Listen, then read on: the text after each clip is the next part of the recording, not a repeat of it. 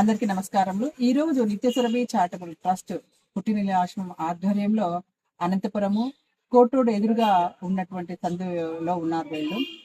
Trust సభ్యుల సహకారంతో వీళ్ళకి 30 రకాల వస్తువులు తీసుకొచ్చాము.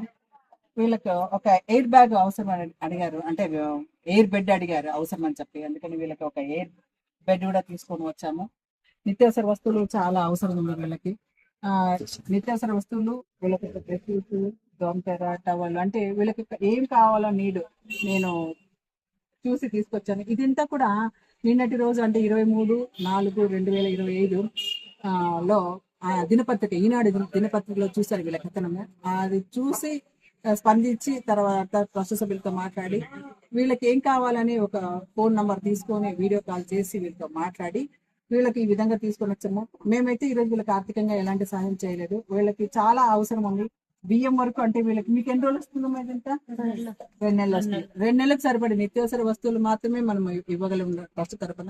కాబట్టి దాతలు ఎవరైనా ఇవ్వదలుచుకున్న వాళ్ళు వీళ్ళకు ఆర్థికంగా కానీ ఇంకా ఏదో వస్తు రూపకంగా కానీ వీళ్ళకి ఏమైనా అవసరం తీరిస్తే వీళ్ళకి ఒక వ్యక్తి సహాయమే కాదు, సంస్థ సహాయమే కాదు, సమాజం సహాయం కూడా ఎంత అవసరం ఉంది.